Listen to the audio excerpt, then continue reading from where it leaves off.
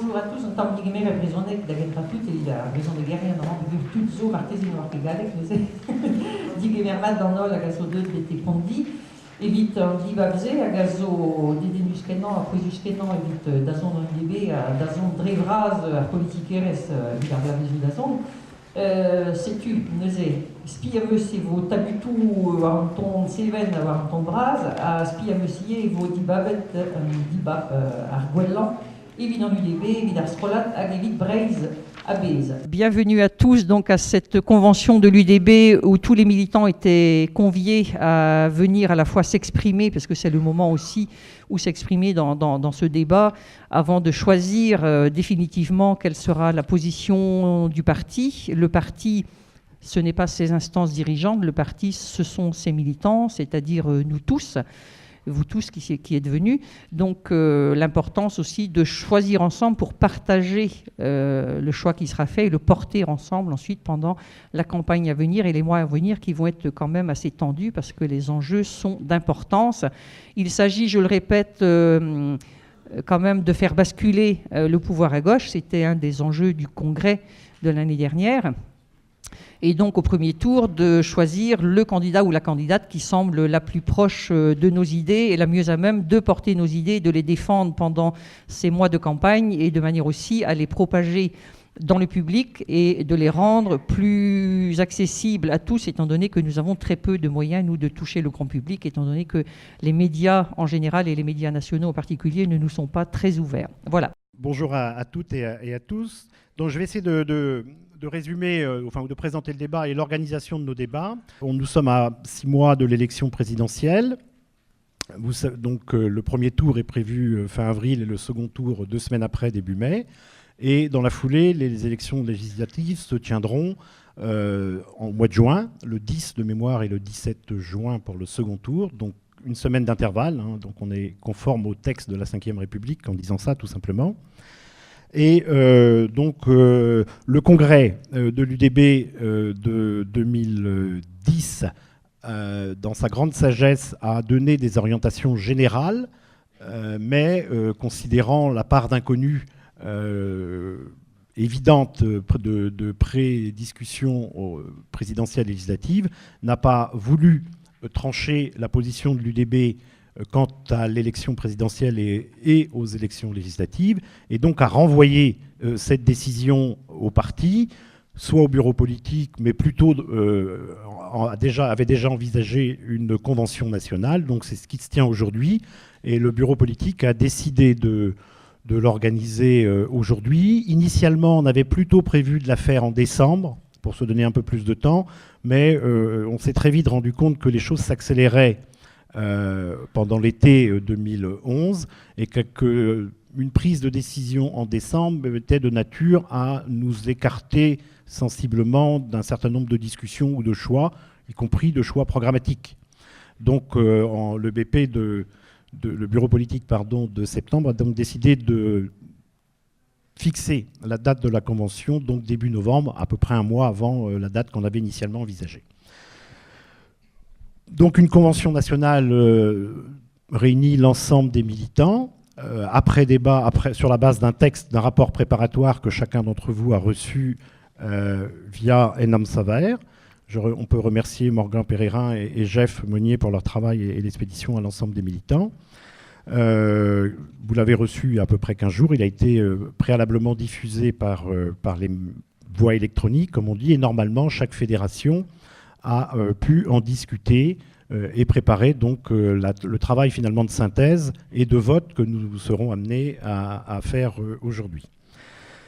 Voilà pour, je dirais, l'introduction générale. En termes de méthode, aujourd'hui, on a prévu un temps de débat, donc à partir de maintenant jusqu'à 16h30. Ensuite, on a prévu une demi-heure de pause, ce qui permettra aux fédérations de rediscuter de leur vote ou de leur répartition de vote pour tenir compte finalement de leur discussion fédérale. Et à 17h, on reviendra pour un vote, on va dire solennel, où le vote s'organisera bien évidemment à partir des mandats. Hein. Chacun sait qu'il y a 100 mandats de répartis. Les mandats sont répartis en fonction du nombre d'adhérents par fédération. Hein, ce qui est fondamentalement démocratique. On est bien d'accord. Voilà. Donc le vote aura lieu à 17h et ensuite on prendra un petit temps plus, je dirais, décontracté pour évoquer la campagne, répondre à des questions, échanger pendant à peu près 45 minutes avant de prendre un pot de l'amitié vers 18h30 et poursuivre finalement au bar la discussion. Donc voilà le schéma général de la journée.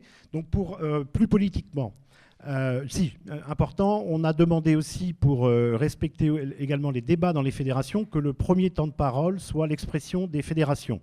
Donc ça veut dire qu'après l'introduction, ce qu'on vous propose, c'est que chaque représentant ou délégué de fédération s'exprime au nom de la fédération pour respecter, prendre en compte les débats dans les fédérations. Et ensuite, chacun, bien évidemment, est libre d'intervenir. Il suffit de demander la parole et on inscrira les camarades dans l'ordre et chacun est libre de s'exprimer dans le respect, bien évidemment, de chacun. Plus politiquement, pour poser les choses, le congrès de 2010 a clairement dit en 2012, il faut battre la droite.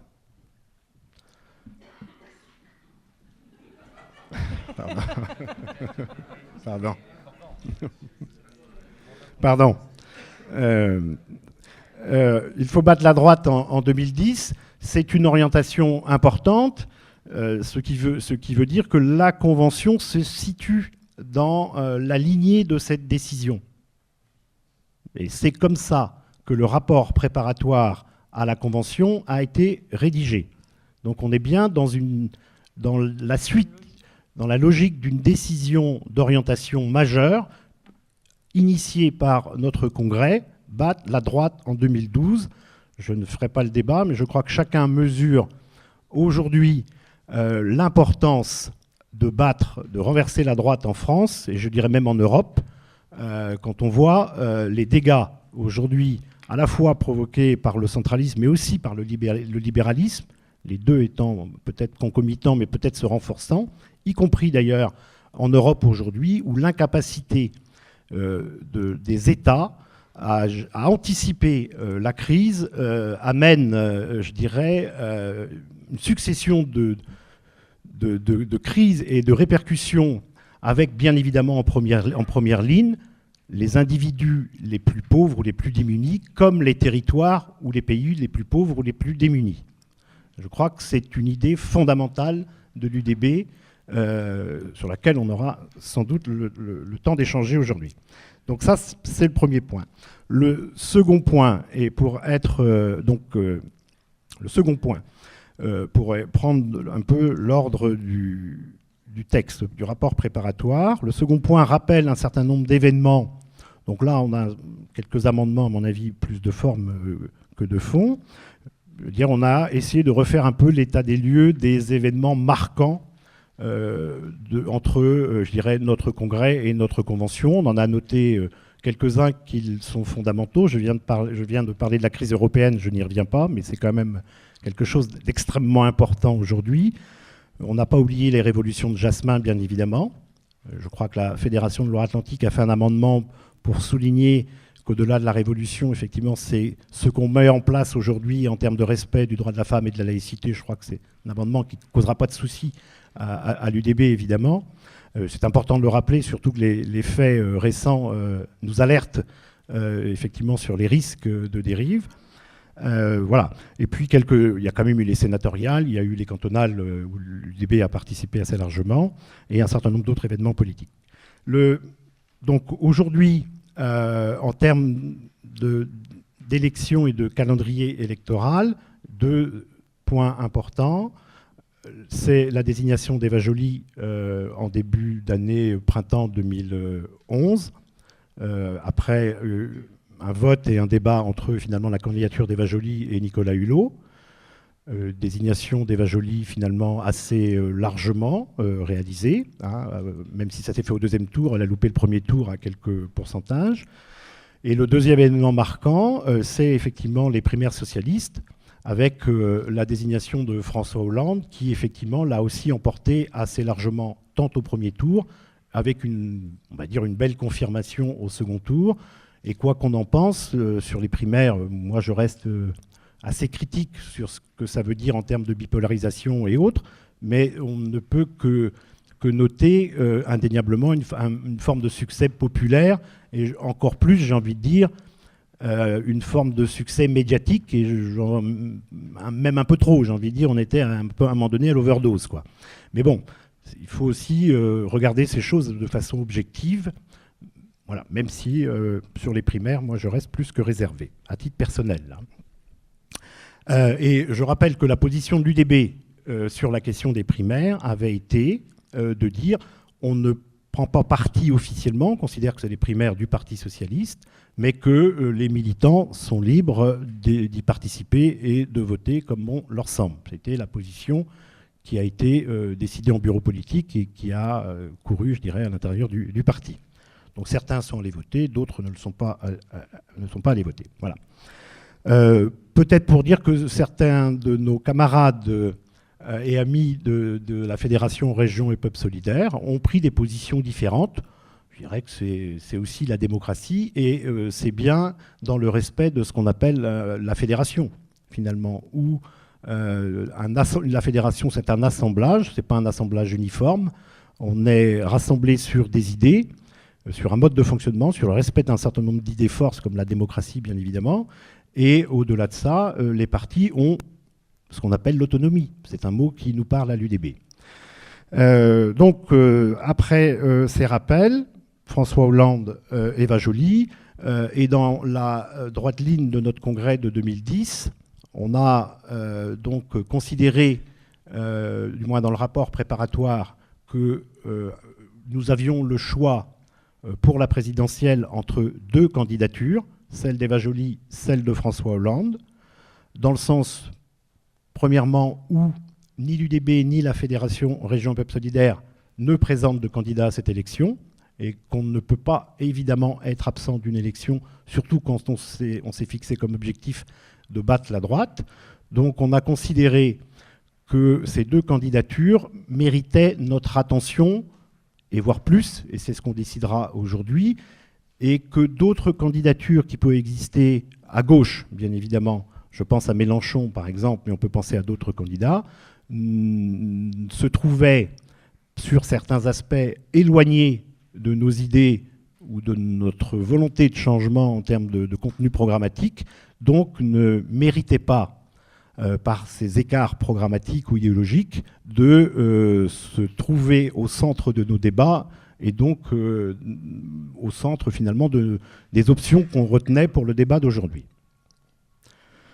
Donc en clair, et pour résumer, c'est pas trop longue introduction, la question qui nous est posée et qui est posée à la convention UDB, c'est quel choix premier entre Eva Joly ou François Hollande. Deuxième question sous-jacente, c'est quelle implication de l'UDB dans la campagne? Est-ce qu'on se contente d'une campagne d'accompagnement ou est-ce qu'on participe pleinement à la campagne présidentielle? Voilà, ça c'est la question pour le premier tour. Sur ce premier tour, la Fédération de Loire-Atlantique a proposé un amendement. Donc on en prendra compte bien évidemment puisque le texte, le rapport préparatoire dans ses modalités d'organisation rappelle que les amendements des fédérations étaient possibles. La Fédération de Loire-Atlantique a fait des amendements. On aime ou on n'aime pas, mais il est évident qu'on en discute et qu'on va en discuter également sur la méthodologie de vote ou autre. Il nous restera également à déterminer notre position pour le second tour, parce que les deux sont indéniablement liés. Et puis, battre Sarkozy, ça veut dire 2 tours, a priori. Donc, il faut bien évidemment qu'on se positionne clairement aussi pour le second tour, y compris sur l'engagement de la campagne et les modalités, enfin, etc., tout ce qui va avec. Nous aurons sans doute un échange sur la partie législative. Chacun comprendra, ou pour ceux qui n'auraient pas compris, je donne quelques explications.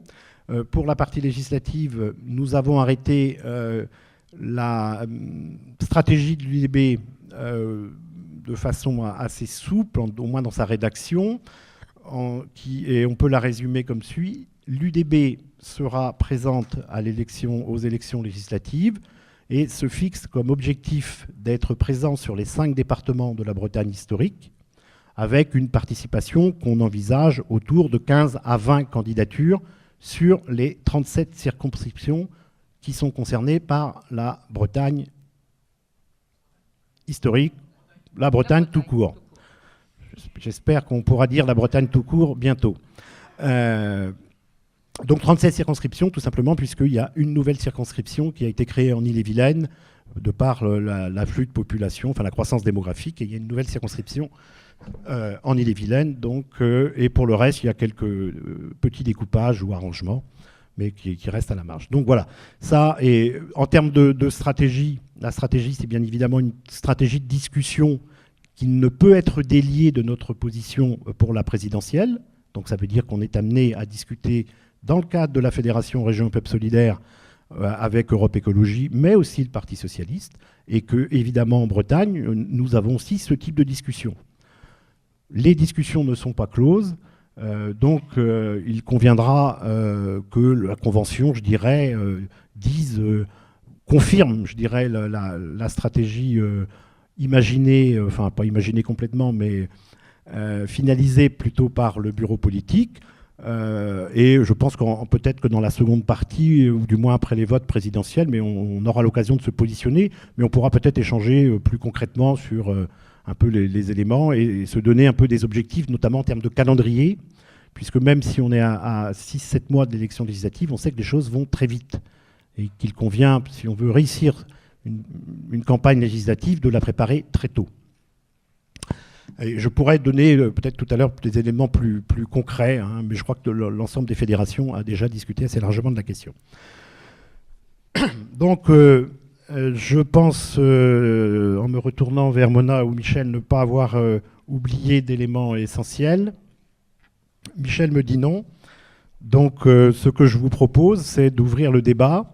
Donc, on peut demander aux représentants de chaque fédération d'ouvrir le bal, finalement. Et ensuite, donc, chaque camarade pourra largement s'exprimer en essayant d'être synthétique et de rester centré sur, bien évidemment, les questions qui nous sont posées aujourd'hui. Je vous remercie. Trugaré.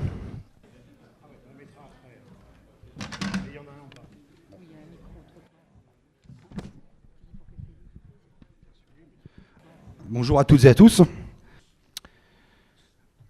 Alors notre convention doit évidemment prendre en compte les décisions du congrès de l'UDB de 2010 et s'appuyer sur la motion finale du congrès de 2011 de Région un peuple solidaire, dont l'UDB est membre fondateur. Notre congrès de 2010 disait à juste titre l'importance de battre la droite en 2012. Aujourd'hui, nous ne pouvons que constater les dégâts provoqués par le système libéral mondialisé et en France, ceux liés à la gestion de l'équipe de Sarkozy. La crise touche évidemment plus fortement les plus démunis, les plus exposés. C'est vrai pour les femmes et les hommes comme pour les territoires. L'Europe, qui pour nous, militants fédéralistes, est un niveau fondamental d'action politique, est aujourd'hui en crise. La faiblesse de sa gouvernance est patente. Cette gouvernance européenne, qui dépend des gouvernements des pays européens, est incapable de faire face, d'apporter des réponses. À l'UDB, depuis des années, nous parlons de la nécessité d'une Europe fédérale, d'une Europe fédéralisée des peuples et régions solidaires, d'une Europe politique capable de dépasser les égoïsmes des États, pour construire un espace de progrès. Notons en passage que l'idée du fédéralisme européen progresse est évoquée comme la seule voie possible pour sortir l'Europe du marasme. Alors, si le fédéralisme est bon pour l'Europe, pourquoi ne serait-il pas bon pour la France ? L'UDB et Région et Peuple Solidaire ont de toute évidence à s'appuyer sur ces paradoxes pour faire avancer cette dimension essentielle de notre combat. Une république fédérale et solidaire, point. Les échéances électorales de 2012 nous offrent une occasion unique.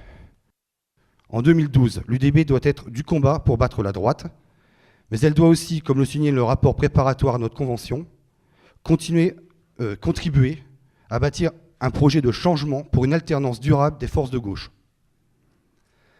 C'est en fonction de ces deux objectifs que la Fédération de Rance-Penthièvre a abordé le positionnement du parti pour la présidentielle de 2012. Les derniers sondages donnent le Parti socialiste, qui vient de désigner son candidat François Hollande, largement vainqueur devant la droite, au premier tour de l'élection présidentielle comme au second tour. Le risque du Front National au second tour apparaît faible. Dans ce cadre, le premier tour de la présidentielle est un moyen pour faire avancer nos idées. Reconnaissons que la candidate présentée par Europe Écologie Les Verts, Eva Joly, développe un projet politique qui reprend nombre de nos idées. Citons: une 6e république parlementaire et un fédéralisme différencié. Un pouvoir législatif étendu pour les régions, c'est ce qu'on appelle l'autonomie politique. Un projet de société qui s'appuie sur un développement écologique soutenable et solidaire, pourvoyeur d'activités économiques novatrices et créatrices d'emplois, et compatible avec le respect de la biodiversité. La reconnaissance des langues et des cultures régionales, le rattachement de la Loire-Atlantique à la région Bretagne, le refus de toute forme de racisme et d'exclusion. Pour la Fédération Penthièvre, c'est la position majoritaire. L'UDB doit appeler à voter Eva Joly pour le premier tour de la présidentielle et doit aussi s'engager activement dans la campagne. Au second tour, l'UDB doit appeler dès aujourd'hui à voter François Hollande en rappelant nos exigences programmatiques. L'UDB rappellera au candidat du premier tour comme au celui du second tour l'importance d'un véritable projet politique d'alternance. Pour les élections législatives, la Fédération de Rance-Penthièvre fait de la circonscription Saint-Brieuc une priorité absolue.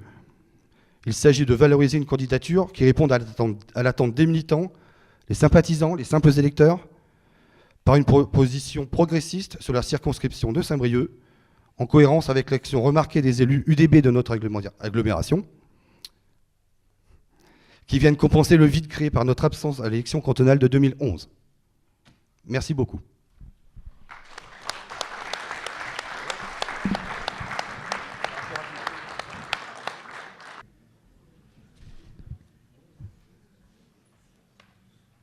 Au risque de décevoir notre cher ami et camarade Robert, nous ne serons pas d'accord avec la Fédération de Rance-Penthièvre.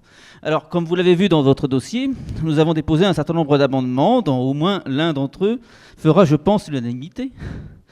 Et d'autres seront, je pense, un peu plus controversés. Alors, bon, vous les avez lus, je ne vais pas vous les détailler dans le détail, surtout en fait, ils reprennent une logique qui aboutit au dernier amendement, qui est l'amendement décisionnel, c'est-à-dire, je vous le lis, en toute hypothèse, l'UDB appelle à voter pour l'un des deux candidats ci-dessus, donc Eva Joly ou François Hollande, et ne laisse pas, ça c'est une option qu'il faudra choisir, à ses adhérents ou à ses structures la possibilité de s'engager dans sa campagne dès lors qu'il est clair que leur position n'engage pas l'UDB dans son ensemble. Donc c'est un amendement auquel nous sommes arrivés après un débat assez long et animé en Assemblée fédérale, puisque un certain nombre des présents estimaient que les propositions d'Eva Joly étaient certes intéressantes, mais que son score serait faible et que ses propositions resteraient au niveau de propositions et qu'il était peut-être plus intéressant tactiquement de se ranger autour de François Hollande. D'autres faisaient valoir effectivement la plus grande proximité d'Eva Joly de nos idées, ainsi que des considérations pratiques, notamment de financement politique, puisqu'il est quand même extrêmement peu probable, pour employer un euphémisme, que nous puissions adhérer à l'association de financement du PS, alors qu'un accord est quand même envisageable avec les Verts. Mais cet accord implique nécessairement un accord politique. Je pense que... Un autre problème également s'est fait jour avec Eva Joly. Nous sommes en Loire-Atlantique, rappelez-vous, il s'agit du fameux aéroport de Notre-Dame-des-Landes, qui bénéficie d'un soutien certain, pour ne pas dire plus, parmi la fédération. Je dis soutien majoritaire. Effectivement, il y a une minorité qui est contre, mais c'est une minorité. Et ceux qui sont pour sont farouchement, viscéralement pour. Il s'agit vraiment d'une conviction profonde. Donc cela heurte un certain nombre d'entre nous. Voilà. Je pars de la Loire-Atlantique. Sur l'aéroport. Non, je exprime la position des présents et la position que je peux constater autour des gens autour de moi. sachant effectivement que c'est une majorité, et que ça poserait problème à un certain nombre d'entre nous, et un nombre certain, de faire campagne pour quelqu'un qui fait campagne contre l'aéroport. Ça serait, je dirais, orthogonal avec certaines de nos déclarations publiques. Voilà, donc nous sommes arrivés à cette position qui est un peu une position de compromis, mais qui n'est pas sans précédent, puisqu'elle a été proposée par un vieux routier, dirons-nous, Michel François, qui se souvient de choses que je suis un peu trop jeune pour me souvenir, à savoir l'élection de 1978, où, confrontés à la rupture du programme commun, nous avions décidé de ne pas choisir entre les socialistes et les communistes. Voilà.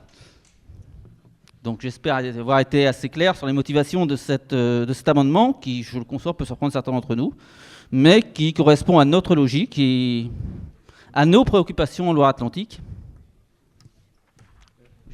Oui. Juste pour éclairer le débat, d'abord, s'il y a des réactions dans la salle, vous notez vos interventions et vous pourrez intervenir après les fédérations, y compris sur les thèmes. Juste pour éclairer la compréhension du positionnement de la Loire-Atlantique, ça veut dire que grosso modo, votre proposition, si elle était adoptée, voudrait dire que l'UDB on appelle à la droite, mais on dit il y a deux candidats qui nous semblent proches de nos idées, François Hollande et Eva Joly, mais qu'on ne donne pas de consigne de vote au-delà de ces deux candidatures. Au niveau de la direction centrale de l'UDB. Après, chacune des structures, donc fédération, peut éventuellement se positionner, si elle le souhaite. D'accord. C'est le sens de votre propos. Non, mais c'est le sens de l'amendement. Pour l'instant, on est dans la compréhension de l'amendement. Je ne fais pas de commentaires autres. Voilà, c'est donc ce qui a été voté en Assemblée. Ok, merci pour l'explication. C'est bon ? C'est bon. Nous saluons l'arrivée du responsable d'abord, Yannick, de la Fédération du Morbihan, et l'arrivée de Françoise Flagel, notre élue UDB de Pontivy. Bravo Françoise et merci pour ta présence. Donc la Fédération du Morbihan n'a pas présenté d'amendement car elle est en accord avec le rapport préparatoire à cette convention. Elle intervient pour expliquer son choix pour l'élection présidentielle, exposer deux préoccupations qui doivent guider les négociations de l'UDB pour les élections législatives et pour faire quelques observations.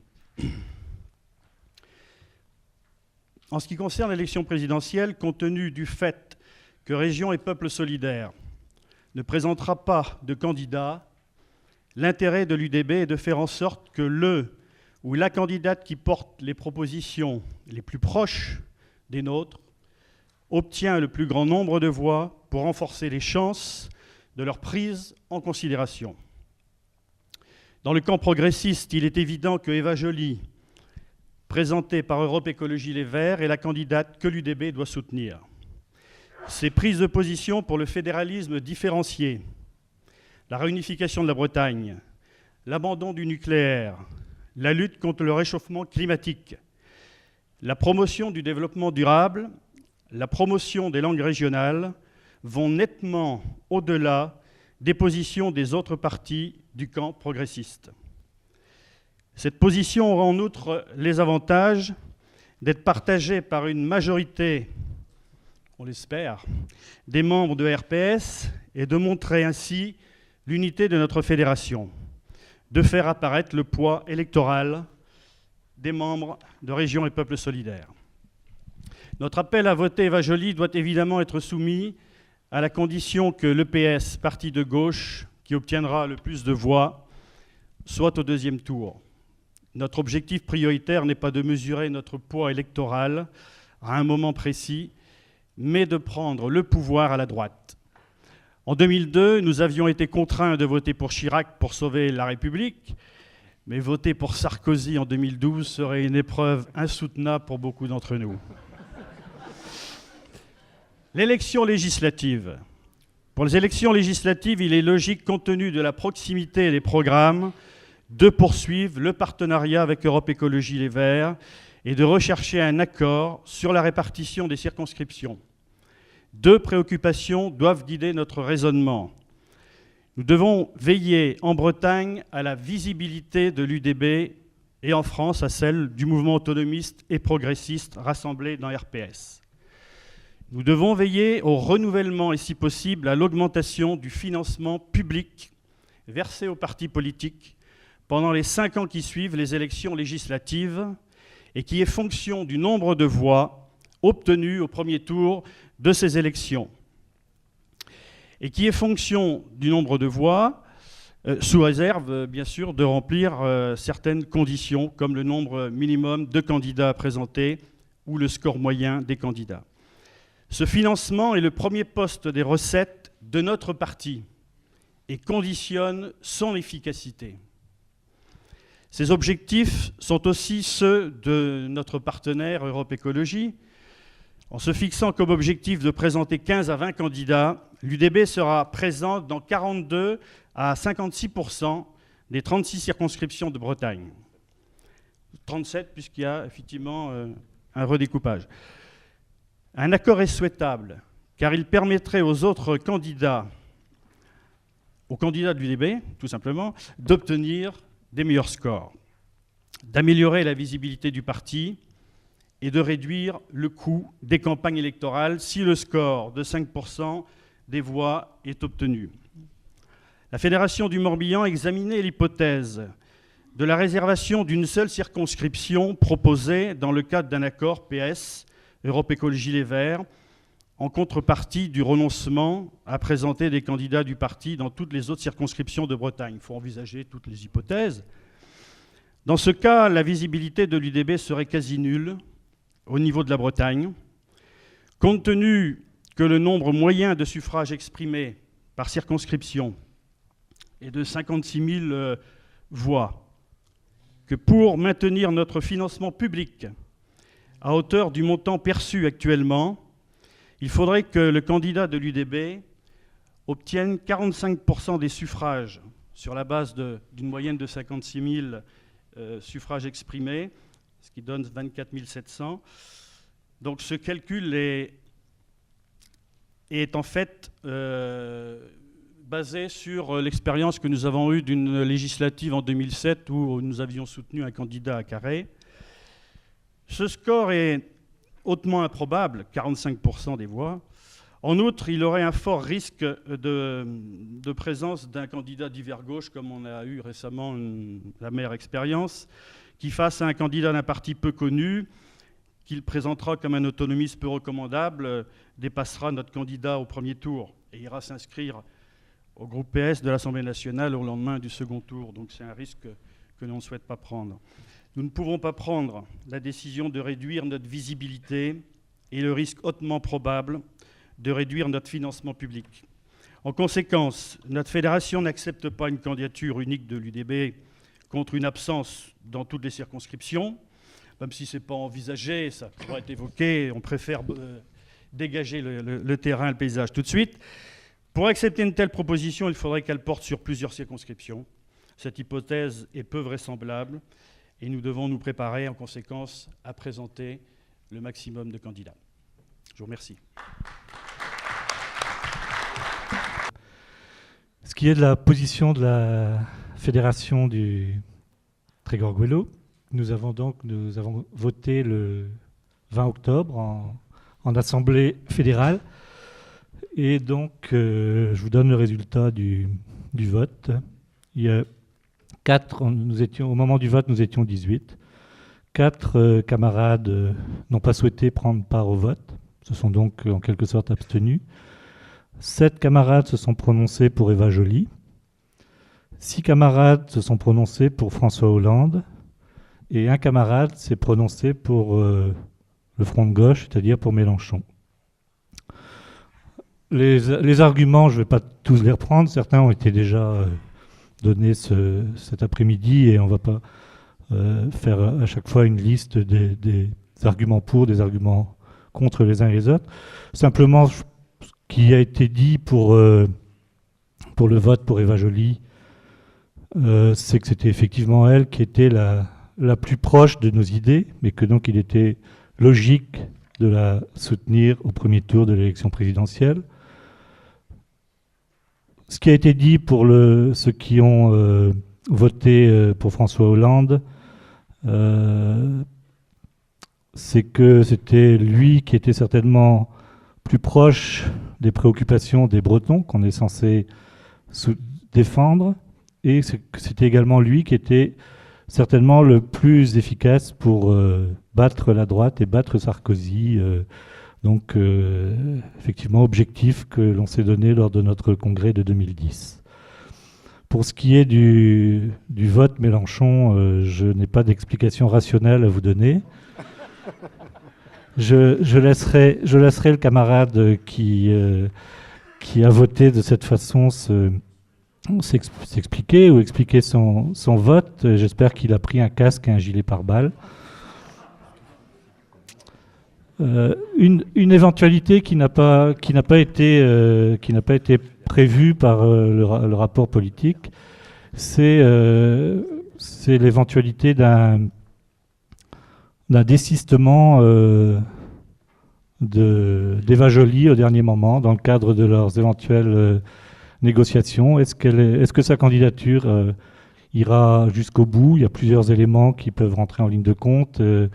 Le pourcentage dont elle est créditée dans les sondages, peut-être, et puis aussi celui dont serait éventuellement crédité le Front National, qui pourrait amener effectivement à vouloir éviter un 21 avril 2002 à l'envers et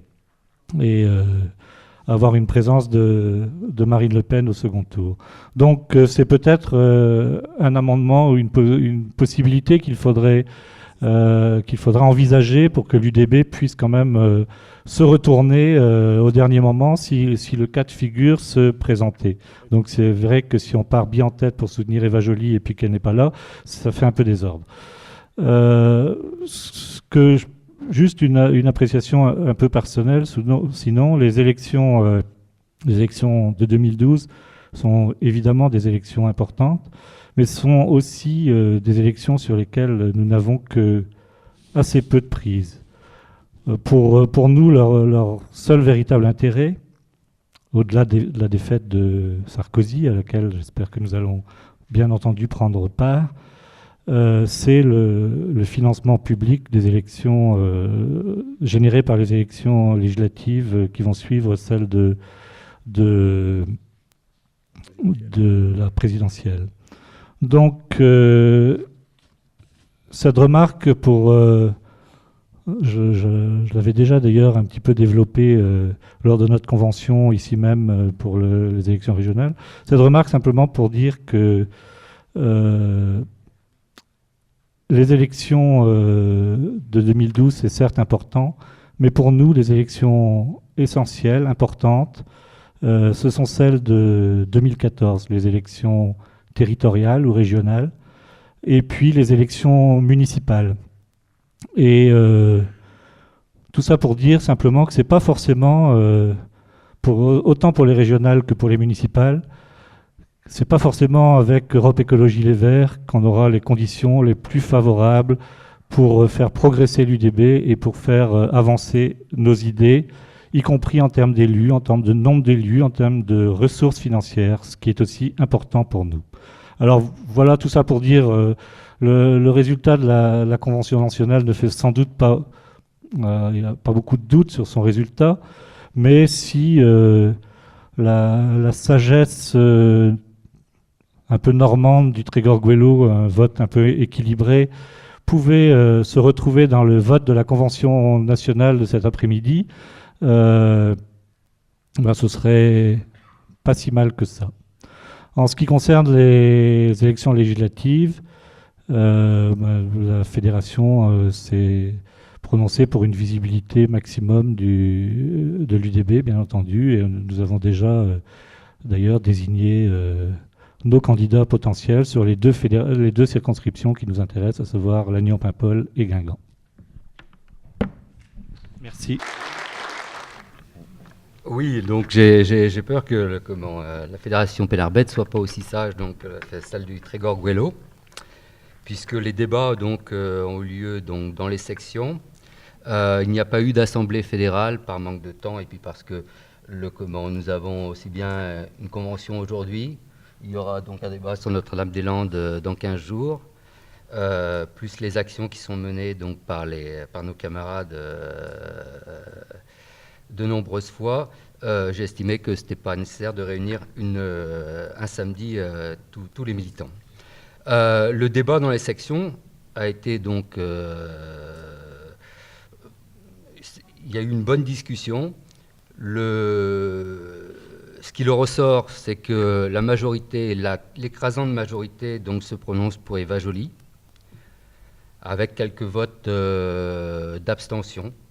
Mais je n'ai pas noté vraiment de tendance pour François Hollande. Simplement, ce qu'il est utile de dire, je ne reviendrai pas à ce qui a été dit auparavant, c'est que l'enthousiasme de notre soutien à Eva Joly dépendra aussi de l'accord aux législatives avec Europe Écologie Les Verts et de l'accord de gouvernement qui est en train de se conclure entre Europe Écologie Les Verts, RPS, j'espère, dans la négociation, et le PS, pour qu'enfin on dépasse le stade du jacobinisme actuel et qu'on obtienne enfin quelque chose donc, sur la décentralisation, l'autonomie régionale, avec peut-être un pouvoir réglementaire, même si je sais qu'il ne faut pas rêver. Mais au moins, comme l'a dit François Hollande dans sa lettre, une troisième étape de la décentralisation. Concernant donc les législatives, la fédération donc, a désigné des candidats. Il est bien évident que nous souhaitons un accord avec Europe Écologie Les Verts, tant d'un point de vue donc, financement, puisque c'est important pour le parti, que d'un point de vue donc, de nombre de voix et de visibilité dans la campagne. Donc nous sommes en ordre de marche. Maintenant, je vous le dis, l'enthousiasme dépendra de l'accord. Merci.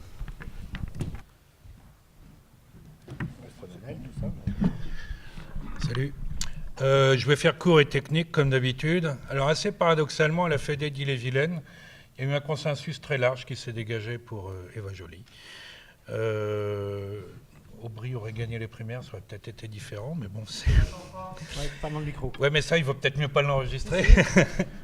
Non, mais bon, il est clair que Hollande inspire beaucoup moins confiance aux camarades d'Ille-et-Vilaine. Donc la décision quasi unanime pour Eva Joly est somme toute relativement logique, d'autant plus que nous sommes...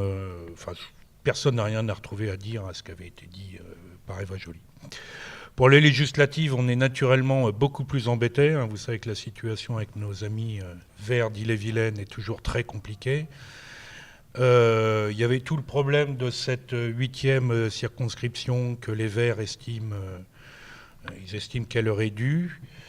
À l'époque de notre AG, c'était pas gagné, mais j'ai cru entendre que le PS lâcherait peut-être du lest sur cette circonscription, donc ce qui nous permettrait, nous, par effet de ricochet, de pouvoir travailler de façon plus efficace.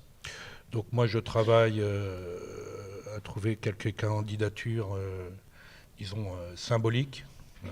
Symboliques, pas au niveau des résultats, mais au niveau de la symbolique que les gens seraient capables de véhiculer. Donc a priori, les choses vont bien s'engager si on part sur cette option. Mais bon, comme d'habitude, la relation avec nos amis écologistes d'Ille-et-Vilaine est toujours très, très, très compliquée. Mais bon, on n'est pas là pour ça, on est là pour décider de la position de l'UDB. Donc a priori, on est d'accord pour partir sur Eva Joly. Merci.